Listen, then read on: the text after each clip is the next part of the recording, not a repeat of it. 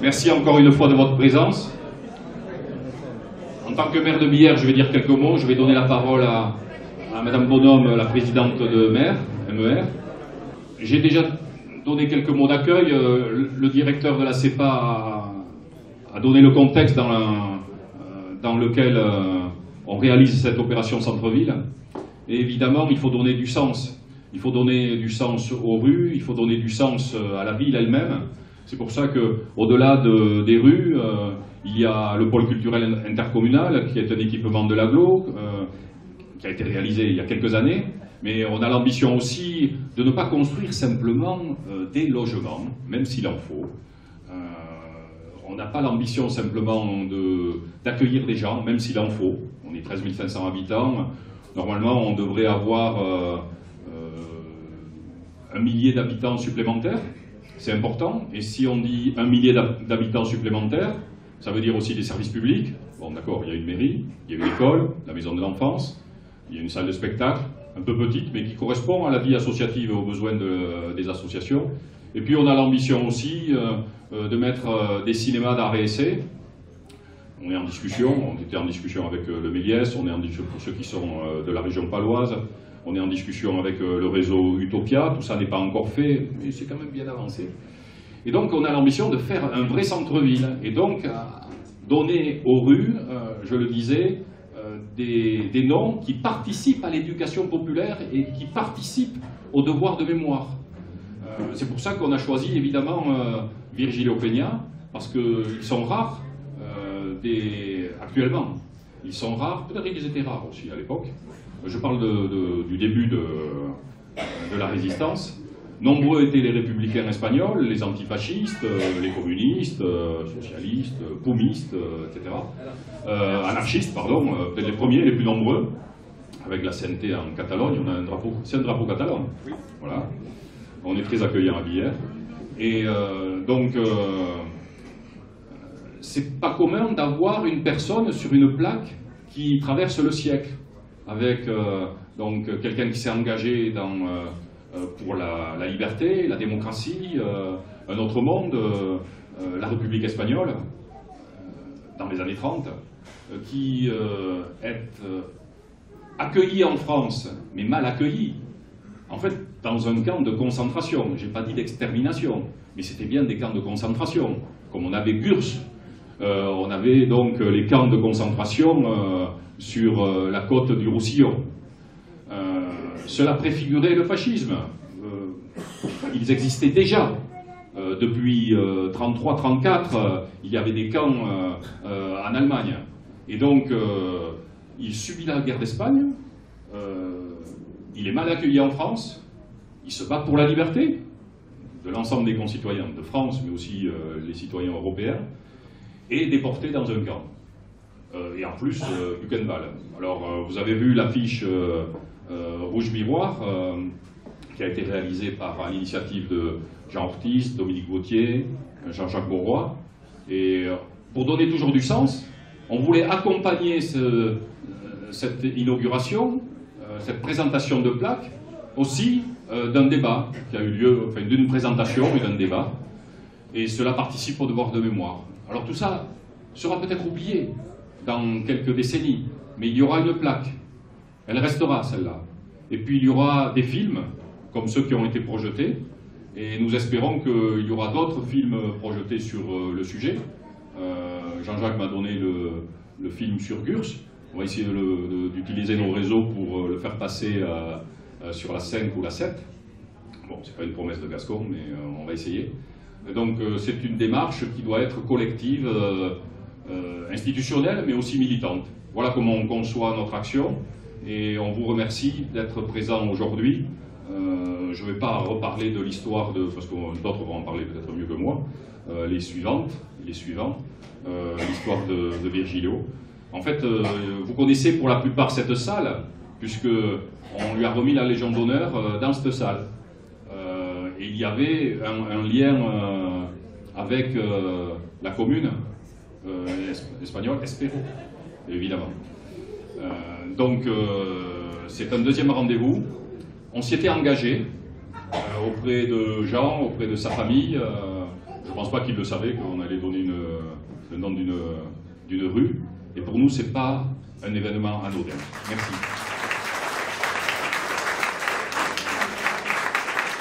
Nous sommes réunis aujourd'hui pour honorer la mémoire d'un homme modeste, mais à la détermination sans faille et connu pour ses engagements indéfectibles. Né le 2 janvier 1914 dans le village andalou de Espejo, Virgilio Peña est ouvrier agricole journalier quand survient la proclamation de la Deuxième République.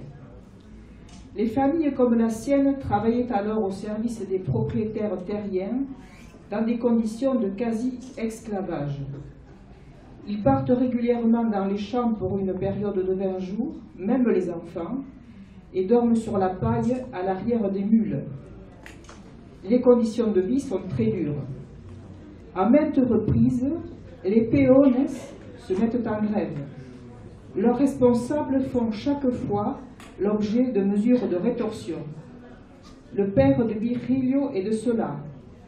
N'étant pas allé à l'école, il avait appris à lire tout seul à 17 ans et possédait une bibliothèque exceptionnelle pour le village. Tous ses livres seront brûlés par le patron à l'issue d'une de ces grèves. Il est décédé alors que Virgilio n'avait que 10 ans. Républicain, passé par la jeunesse socialiste unifiée, Virgilio Peña adhère au Parti communiste espagnol et s'engage dans les forces républicaines dès juillet 1936. Lieutenant dans les transmissions, puis capitaine à la bataille de l'Èbre, il combattra à Espejo, Pozo Blanco, Teruel et l'Èbre et sera blessé à 2 reprises. Au bout de la retirade, il est interné au camp de Saint-Cyprien, puis jusqu'au 15 décembre 1939, au camp de Barcarès. Passé par une compagnie de travailleurs étrangers à Fronsac dans un domaine viticole, il intègre ensuite un GTE, groupement de travailleurs étrangers. Les GTE étaient organisés par l'État français qui mettait les réfugiés à la disposition des entreprises. Virgilio est ainsi affecté à la base sous-marine de Bordeaux, où il travaille pour la firme Société industrielle française. Il y découvre un groupe de résistants espagnols constitué et auquel il se joint dès le mois de mars 1942. Arrêté sur dénonciation le 19 mars 1943, il est incarcéré au fort du Ha jusqu'à fin mai, puis le 19 janvier 1944, il est envoyé à Buchenwald. Il participera à la résistance clandestine du camp, puis à sa libération le 11 avril 1945. Apatride, il ne pourra quitter Buchenwald avant la fin mai. À son retour en France, il passe par Bordeaux pour soigner une pleurésie, puis est envoyé en convalescence à Billère. Il demeurera à Pau où il épouse Christiane. Ils auront ensemble 4 enfants. Exerçant le métier de maçon, il restera fidèle à ses convictions et militera sans relâche pour la paix, la liberté, la culture, la justice sociale et la fraternité entre les peuples. La solidarité et l'humour lui auront permis de faire face aux événements tragiques qu'il a dû traverser. Ceux qui l'ont connu ensuite se souviennent d'un homme dont les préoccupations et les discussions sont toujours tournées vers l'avenir. Esprit vif et regard espiègle, il sera un militant actif du Parti communiste français. Il décédera le 6 juillet 2016, quelques jours à peine après qu'on lui ait remis la Légion d'honneur à 102 ans passés. Virgilio Peña s'est battu jusqu'à son dernier souffle contre les obscurantismes et les guerres, et pour un monde meilleur. Sa vie est une illustration des engagements et des luttes des 80 dernières années. Notre association Mère Mémoire de l'Espagne républicaine a eu le privilège de compter cette personnalité exceptionnelle et chaleureuse au nombre de ses adhérents.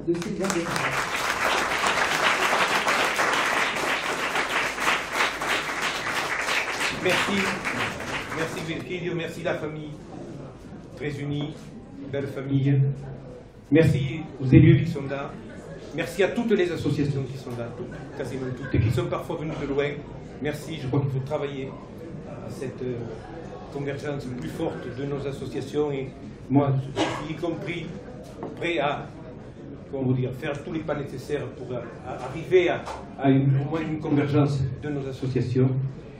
Je voudrais dire que, Virgilio, vous saviez les relations de, je n'oublierai jamais Buchenbach avec lui, et tout ce qui nous a unis. Il m'appelait Pajaraco, oiseau, pas de augure, mais sale oiseau, Pajaraco.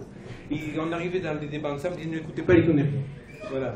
Donc il était espiègle, c'était assez extraordinaire. Et il m'a surtout appris, à Buchenbach, dans les moments les plus difficiles, il ne faut jamais, jamais, jamais perdre les principes. Ça, c'est très important. Surtout dans les situations où c'est difficile. Et ça l'est en ce moment. Je voudrais dire aussi que si vous étudiez, par exemple, pourquoi je dis ça l'est en ce moment, si vous étudiez la loi, le décret d'Aladier sur les étrangers indésirables, vous retrouvez un parfum aujourd'hui sur la politique des migrants qu'a le gouvernement actuel.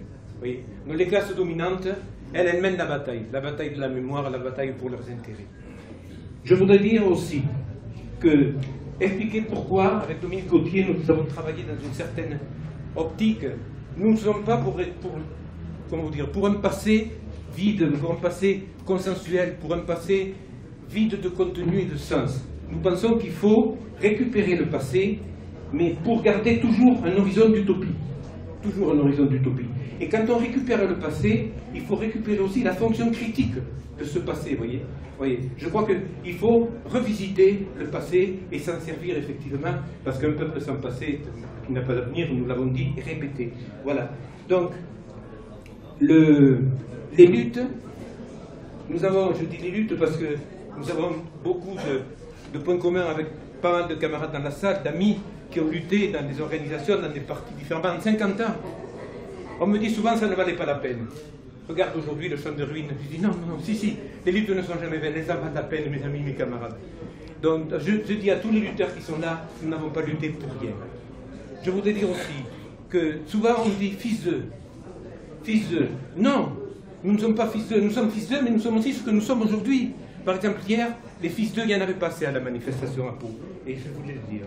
Voilà. Donc, nous avons besoin, si vous voulez, d'entretenir en permanence par notre travail, de devoir, travail, comme vous voudrez, tous les mots sont piégés, de mémoire, laisser ouverte la possibilité de notre futur. Parce que oui, c'est possible. Et on peut dire aujourd'hui, c'est l'anniversaire de mai 68, moi j'avais 20 ans sur 68, et on peut dire que les raisons pour lesquelles nous avons lutté, et que la situation aujourd'hui donne raison à tous ceux qui sont là, et qui à leur façon veulent changer le monde. Voilà. Donc, oui, si c'est possible. Oui, merci Virgilio. Virgilio, pour moi, c'est, vous le savez, mes parents étaient loin, ma famille était loin, donc j'ai vécu avec lui des moments très forts de réaffirmation humaine et de réaffirmation politique. Voilà. C'était un homme d'une grande ouverture. Savez-vous, par exemple, que quand on obligeait les communistes à envoyer des cadeaux pour Staline, il a refusé. Il fallait faire ça, hein. Voilà. Donc c'était un communisme du temps des cerises, quoi. Voilà. C'était un communisme ouvert, fraternel, celui dont nous avons besoin. Merci, parce que j'en parle parce que je me reconnais dans ces options, et je sais que nous avons longuement discuté, et je passe la parole maintenant à celle qui porte cette mémoire. Je voudrais également dire bravo au maire. Vous avez repris le relais. Sylviane, Claudine, Jean-Jacques, vous avez repris le relais à votre façon. Bravo. En avant. C'est un grand honneur pour notre famille que la mairie de Billère donne le nom de notre père à une rue récemment créée à Billère, après celui qui lui a été fait de son vivant dans son village natal d'Espejo en février 2014, alors qu'il venait de fêter ses 100 ans. Toute notre famille. Il est neuf pourtant, mais c'est la connexion. Toute notre famille tient à remercier sincèrement Jean Ortiz, Dominique Gauthier et le directeur du CREAL, M. Aigretot. C'est grâce à eux et au film Espejo Rojo, ou Rouge Miroir, que l'histoire de notre père, celle d'un homme ordinaire né au début du XXe siècle, est aujourd'hui connue. Simone Veil, déportée à Auschwitz-Birkenau, figure emblématique de voix des femmes, immortelles parmi les immortels, disait « On entend toujours dire que les déportés ont voulu oublier et ont préféré se taire. Si je prends mon cas, j'ai toujours été disposée à en parler, à témoigner. Mais personne n'avait envie de nous entendre. Aujourd'hui, mes amis, et plus que jamais, notre voix doit être entendue et même écoutée. À quelques jours de la célébration de la Journée nationale du souvenir des victimes et des héros de la déportation, dimanche 29 février, nous devons nous souvenir que le travail de mémoire n'est jamais achevé. La volonté des déportés de transmettre leurs témoignages à valeur d'exemple et s'explique par la force d'un engagement qui n'accepte ni l'érosion de l'âge ni les difficultés de la vie. Ce sacrifice, ils ont voulu et ils veulent le donner en partage aux générations suivantes afin de les inciter à rejeter toute manifestation de haine, qu'elle soit inspirée par des considérations ethniques, religieuses, culturelles ou nationalistes. Papa disait souvent que les survivants, ceux qui sont revenus des camps de la mort nazie, n'avaient pu supporter les souffrances physiques et mentales qui leur étaient infligées que s'ils pouvaient s'appuyer sur une conviction profonde. Pour certains, c'était l'espoir de revoir leur famille, pour d'autres, leurs croyances religieuses ou politiques. Pour lui, c'était la liberté. Tous les engagements de sa vie, la guerre d'Espagne, la résistance, son militantisme politique, ne tendaient que vers ce seul idéal, la liberté. En cette année qui commémore le 70e anniversaire de la signature de la Déclaration universelle des droits de l'homme, nous retiendrons simplement l'article 1er que dans notre Père appliquait les principes bien avant son adoption. Tous les êtres humains naissent libres et égaux en dignité et en droit. Ils sont doués de raison et de conscience et doivent agir les uns envers les autres dans un esprit de fraternité. Pour conclure, j'ajouterai simplement que papa aurait été très content et fier de pouvoir partager avec vous l'honneur qui lui est fait et qu'il y aurait associé notre mère, Christiane Peña, disparue peu avant lui, sans qui, disait-il, il n'aurait pas survécu à l'impensable. Enfin, je me dois de remercier M. Lalanne, maire de Billère, le conseil municipal et le personnel de la mairie de Billère, pour cette touchante attention qui honore notre père et toute notre famille. Je remercie toutes les personnalités, tous les parents, voisins et amis qui ont tenu à être présents à ce grand honneur rendu à notre père, qu'ils ont bien connu et qui nous a quittés il y aura bientôt 2 ans. Et particulièrement M. Vicente Garcia, compagnon de misère de papa à Bucarval, qui lui aussi a eu l'honneur de son vivant de voir une rue, sa rue, porter son nom. Voilà, je vous remercie à tous. Moi, je vous offre, vous en avez des photos, peut-être pas celle-là, de Francis Larieux. Elle a été réalisée ici, lors de la remise de la Légion d'honneur. Merci. Merci.